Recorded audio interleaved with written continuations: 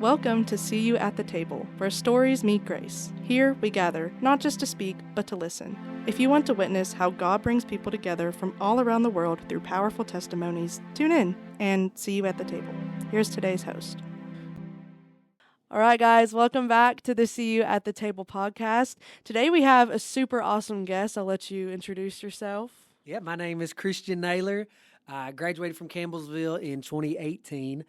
And then got my master's here as well. But I'm a Campbellsville alum, but also a big fan of the Tigers. And so it's good to be with you guys. Oh, yeah, he was our chapel speaker today, and he spoke on a lot of pretty interesting topics. But today I'm going to ask you kind of some difficult questions.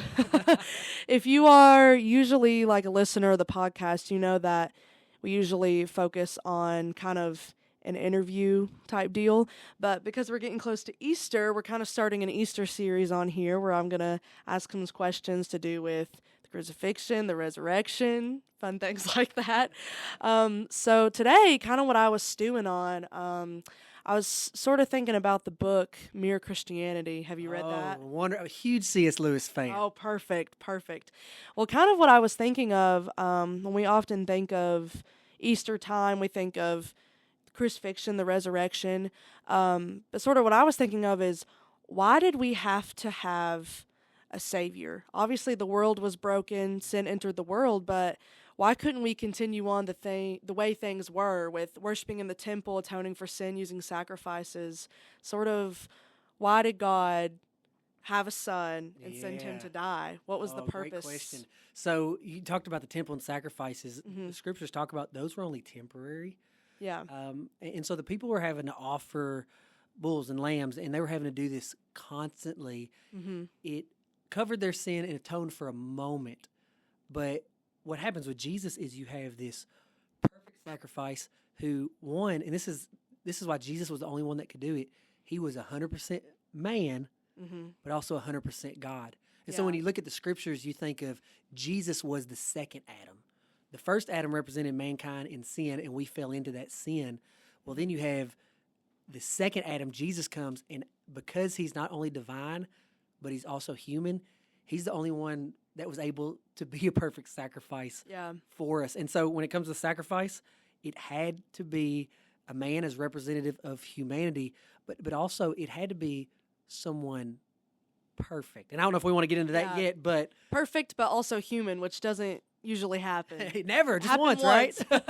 Only once. Yeah, I mean, that pretty much answers the question. What I think is interesting, I think oftentimes when we think of the gospel, we're thinking of those 4 books in the New Testament that talk about Jesus. Yep. But you really gain an appreciation for Jesus is when you go back and you read the Old Testament. Yeah. When you read through like Genesis, Exodus, maybe Leviticus, I don't know.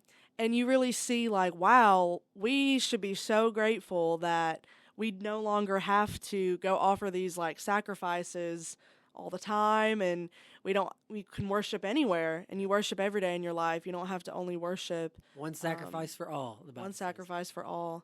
Yeah, so it's pretty cool. It's pretty cool to think of. What was my other question? I'm thinking. Oh man. Well, I guess. What was? I have my other question now. I'm blanking on it. Oh, you're good. We're talking about the crucifixion. Talking about the resurrection. Did you have a relation to Mere Christianity? I did. I guess that was my relation was... That book is really interesting. I could have a whole podcast on just that. Number 1 read for all Christians. You should read that. Yeah, everyone should read C.S. Lewis. He's super interesting. Wasn't it C.S. Lewis and then, was it Tolkien? Would like sit in the pub together? That's so crazy to me. That's such a crazy connection. One thing that, when I was reading that book that really stuck out to me was he comes at Christianity from a perspective that like we don't often think about. He sort of got really philosophical, I guess. He's a deep thinker. He is a deep thinker. He sort of presents the world in a way that we don't often think of because we're so used to just our own culture. But his sort of conversation on good and evil is what's really interesting. Yeah. Because it's like, did good, like, did evil come out of good? Does good only exist because evil exists? And that Yeah. kind of threw me for a loop. Because I think that's often in modern times, a lot of arguments we see against God is like, if God is so good, then why is there evil? Yep. And you know, the hard thing, that's the number one question people ask when they struggle with Christianity. Mm-hmm. That's number one I try to answer as pastor Yeah. and have done it numerous times. It's not an easy question, though. No matter how many books I read on it, it is still, when you're going through pain and suffering, it's hard. And you Yeah. ask the question, God, why? Like, why? But here's what, going back to the crucifixion, Mm-hmm. here's the beauty in the crucifixion and the sacrifice of Jesus. We always ask, God, why would you let something bad happen to me and I'm doing good? But Yeah. if we really look at our question, the problem is we're not accurate in what we're saying, because we say, why would you let bad things happen to good people? But that only happened one time, and it was on the cross. Mm. And so when we think about the crucifixion, we ask that question. And yes, you can still have the problem of pain and suffering. There's a whole book in the Bible, 42 chapters in Job, Mm-hmm. to help us through that process. For sure. However, like when you think of why do bad things happen to good people? Well, it happened once at the cross, and it was for our best and greatest good.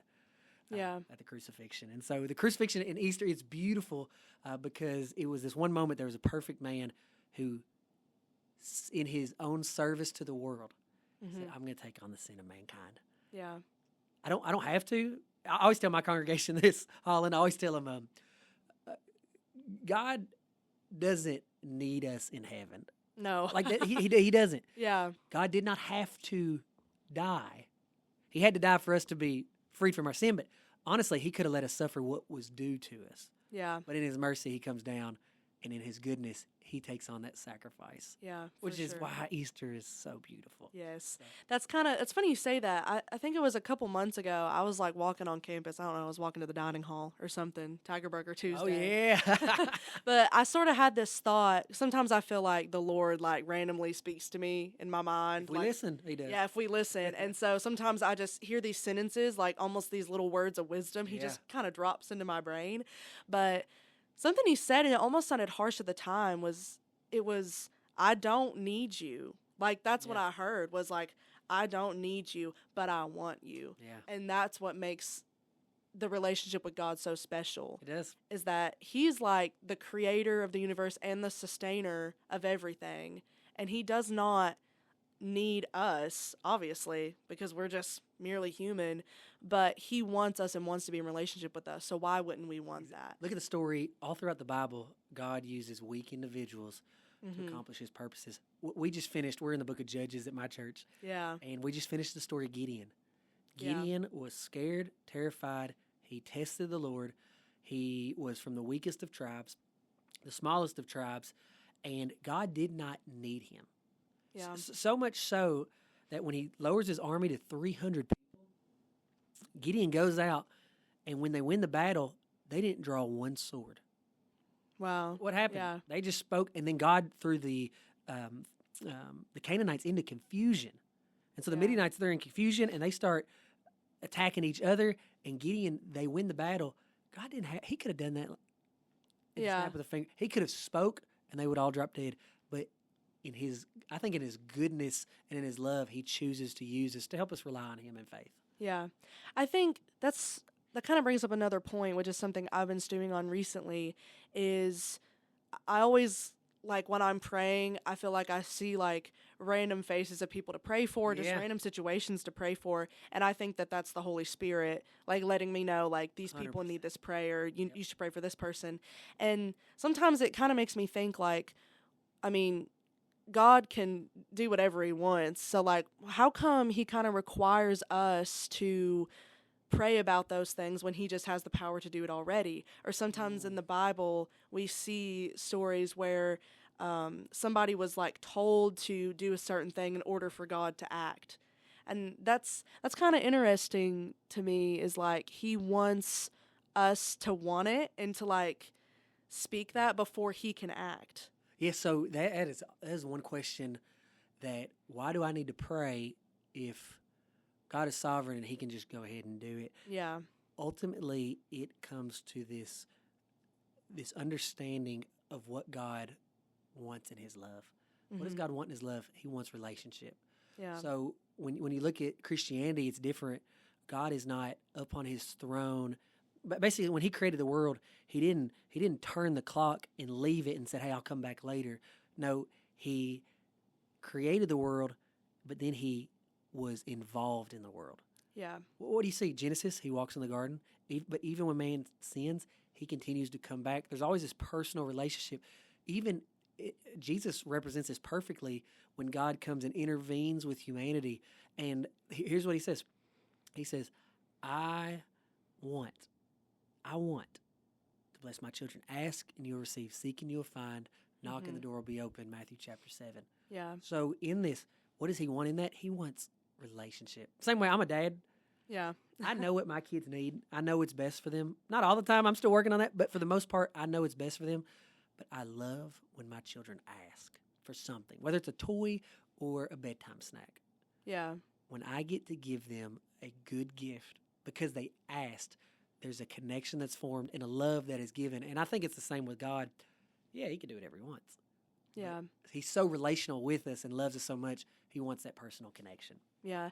It's kind of, this is random. This is just a sort of a metaphor popped into my head, but I guess a funny example you could think like, it's like if you went to a restaurant and you sat down and the waiter walks up and you're just expecting them to bring you food and drinks before you've even asked. Yeah. Like they don't know what you want because you didn't ask. Yep. Maybe they can guess. Maybe you walk in wearing like a Coke shirt and a Coke hat and they could think, well, I could likes just bring it to Coca-Cola. them. But no, like you have to ask first. Even if it kind of seems like they know what you want, you have to ask them Yeah. first. It's Kind of a random. and too, one of the things, I think heaven, I think it was Billy Graham that said this, heaven is full of blessings to prayers that we have yet to ask for. That's good. And like, how many things have we not asked for where God is like, I have it ready for you to give. I'm wanting to give it to you, but we don't take the time. We take our 5 minutes to pray before bed or whatever, and that's Yeah. it. And so, be specific in your prayers and ask according to his will because he doesn't want to answer them. Yeah. So That's so true. I think I kind of remembered my question I had earlier. I think something I've been grappling with kind of as a younger Christian, and I'm kind of in the midst of this like Gen Z, like Jesus freak movement. Oh, I yeah, feel it's like that's been amazing. going on. Like we're kind of seeing the Jesus revolution again, in my opinion. And maybe that's because I go to school on a small Christian campus and I'm it's happening Gen Z. everywhere. More men are reading the Bible than ever before. Bible sales are up. For sure. I've just spiritually, like speaking at youth events, have seen an openness spiritually in young people like never before, even when I was youth pastor. Yeah, I'm seeing this like big like Jesus wave in Gen Z, which I think is so cool. But one thing is like I've just really been focused on trying to learn about the character of Jesus and who he was and trying to understand this gospel more because I feel like growing up in church, it honestly wasn't something we discussed that much. Yeah. Not sure. We always kind of looked at the bigger picture Yeah. of God, but sometimes we would forget to focus like on his son. But something I've been, I guess, pondering lately is, I guess, why did the crucifixion happen sort of when it happened? And like God's timing is perfect, but Jesus, in our terms, was so young still, and there was so much more teaching he could have done. That's a great. And I guess, was he 33 in his 30s when I he believe was around 33, yeah. crucified? Yeah, sort of. Why do you think was the reason for doing it at that time? That's a great question. I believe the answer is that why did he die so young? So also you think, so let's go beforehand. Beforehand, Jesus didn't, from what we know, is he didn't begin his actual ministry till he's probably around 30. Yeah. So then you think, okay, we have the greatest teacher on earth, the greatest discipler, the greatest evangelist, the greatest person to ever walk. Why did we only get 3 years with him? Yeah, that's what I've been wondering. Yeah, that's a great Yeah. question. So it's because he's the model of faith. Mm-hmm. Go back to what you said earlier. He doesn't need us, but he wants to use us. And what does he leave his disciples with in the Great Commission? Make disciples. A disciple, by definition, is somebody who makes other disciples who then make other disciples. So for Jesus, his time on earth was short, but he had entrusted. And this is the crazy part about God. Why would you entrust the church? Which we see what the church is today. We got churches on every corner, like you talked about, Yeah. what God is doing now. he entrusted this more than likely to a group of teenagers that what we saw from Peter weeks earlier denied Jesus 3 times Yeah. in front of a little girl. And then he says, actually, Peter, on you, I will build my church. Yeah. And so it's interesting. We ask, like, why would he do that?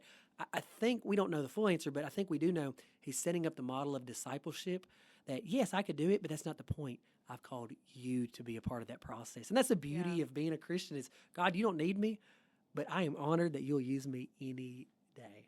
Yeah. That's a good answer. That's a cool thing to think about, though. I've been loving, once again, kind of a Gen Z thing is we're also kind of like ride or die for the disciple Peter. Like, Oh, yeah. we're all kind of obsessed with Peter because I think he is just a really good representation of what great. it's like to walk with Jesus. Yep. Especially, he gets a lot of hate, but he's well, he kind of gets a lot of love from Gen Z because he's real. I mean, he's like, That's Jesus, cool. I would never forsake you. Oh, I'm yeah. with you to then. I'm your ride or die. And then, were you with this man? No. Nah, I'm good. No. No, the switch up was crazy. And then he realizes, and we do that all the time. We do.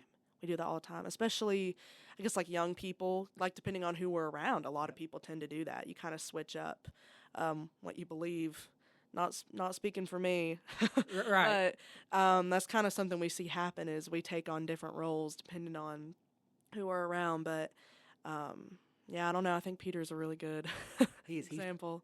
And I think Peter just shows us who we are. Mm-hmm. God calls us to be passionate. We're not perfect. Peter was the leader. He didn't figure it out yet. Like, even till Yeah. the death, he's cutting off, was it Caiaphas? He's cutting off the dude's ear Yeah. because he loves Jesus so much. Mm-hmm. Now, wisdom-wise, he wasn't all, but he did it out of his love because he said, I'm going to protect my guy. Yeah. He just didn't understand he thought Jesus came for rule only on earth, and Jesus is like, no, I'm actually here for spiritual rule. Yeah. So, I guess it's kind of interesting, but to also do with the story of Easter, someone that played a role in that was his disciple Judas. And there's kind of another funny meme. It's this group of people and they're praying, and this man, it's kind of funny, but he's like, man, I can't believe they did my boy Jesus like that. When I see Judas, I'm slide up on him or something like that. And it's kind of funny, but it's kind of true. Like, we all kind of feel this like hatred towards Judas. Yep. What we don't realize is he betrayed Jesus, for money, but I think that was also an example for us that we sort of also betray Jesus almost every day. And that kind of piece of wisdom kind of dropped into my brain when I was on a mission trip and I was supposed to lead a devotional. I was kind of praying like, God, what words are you going to give me? And what sort of popped into my brain was, we kind of have this hatred of Judas. We kind of talk about him a lot. When you call someone a Judas, that means they're a betrayer. Yeah. But, Jesus still loved him just as much as he loves us, even after he betrayed him, which is kind of crazy. And that's another part of the gospel that kind of blows my mind is like. It is. And we give Eve a hard time. Especially women. We give them a hard time. Like, why would you eat that fruit? Like we give them all a hard time. But the proper way to read the scriptures is not with this approach that, I would have done better than they were. The reality is you didn't, because we've all fallen short of the glory of God. And so, like, exactly what you said, Judas betrayed Jesus for money. Mm-hmm. Look at the world today. Oh, yeah, look at the world. How many times do we go after money rather than Jesus? And we say we wouldn't, but trust me.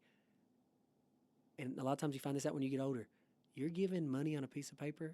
Mm-hmm. You're giving $1 price, and you'd be surprised what even Christians are able to sell their soul for a bag of money. For sure. I was kind of having a funny conversation the other day, but I don't remember what we were talking about. Me and a couple of my friends, we got on this topic of like owning a yacht or something. Yeah, that's what I'm talking and I said, I'm never going to own a yacht because I'm going to work in ministry. And I said, honestly, if I owned a yacht and I was in ministry, was I really doing ministry work? Or did I sell my soul? And they kind of didn't like that I said that, but I was like, yeah, I mean, I don't really, there are a lot of, I think we look at, a topic of conversation lately has been like those huge like mega churches like out in Texas and stuff, like what's going on there, because we see these crazy videos, like there was a roller coaster on a stage. Have you seen that one? And it's like that. is this really gospel centered? Is this really Christ centered? What's going on? And it is, the church all throughout history You look at the Catholic Church selling Mhm. indulgences.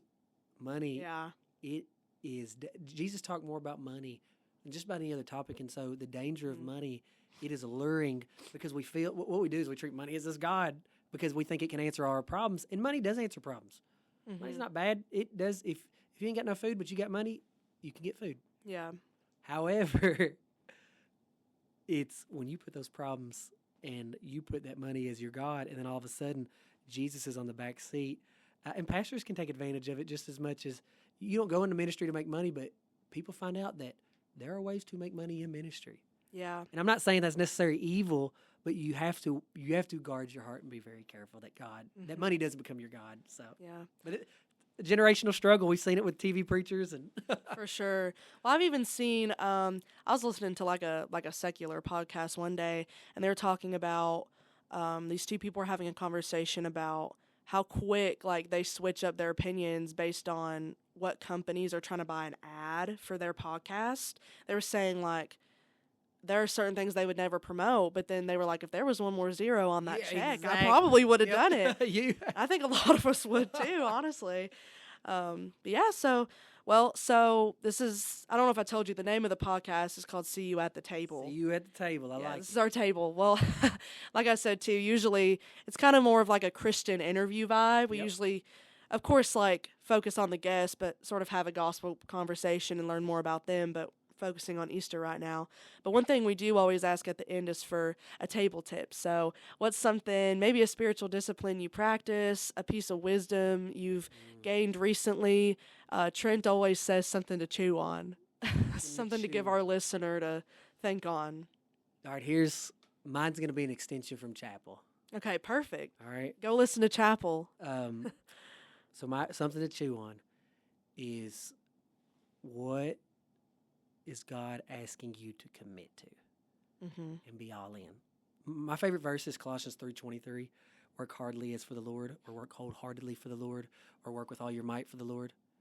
And part of that, to commit to something, and I'm speaking, I think my thing to chew on is for anybody listening, as a college student, especially, is where are you involved in a church at?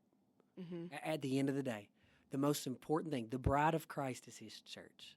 And I know we can make the argument, well, he didn't mean a building. I'm not saying that. Yeah. But there are numerous scriptures in the New Testament that show us the involvement of a church, that show us how the one another's in the scriptures are done in the context of the church most of the time.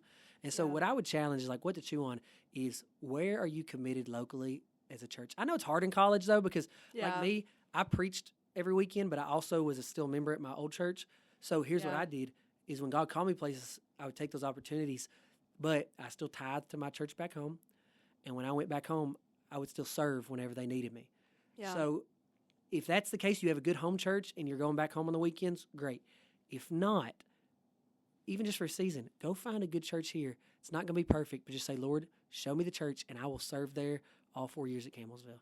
Yeah. And just do that. Because I've had people ask before, how do you get ready for ministry? Just get in a church and serve. And if you don't, like, for ministry students, pastors, you can't be a pastor if you've never served in a church. Yeah. You can't. For sure. You might be able to fool some people, but ultimately, Yeah. if I'm interviewing for our church and they've never served in a church before, so every one of our staff members at First Baptist Russell Springs came from our church. Mm-hmm. Meaning they might not be from Russell Springs, but they served in our church first, then they get hired. Yeah. So why? I saw they could commit for free, and then we brought them on. So commit Yeah. to the church. Yeah. That's Commit. something to chew on. Something to chew on. Commit, y'all. Well, thank you so much for coming on the podcast Yeah, and for thank you, speaking Holly. in This was chapel fun. today. All right, y'all. Well, we'll see you next time. This podcast is brought to you by Campus Ministry at Campbellsville University, where faith, testimony, and dialogue come together. Stay connected, stay inspired, and we'll see you at the table next time.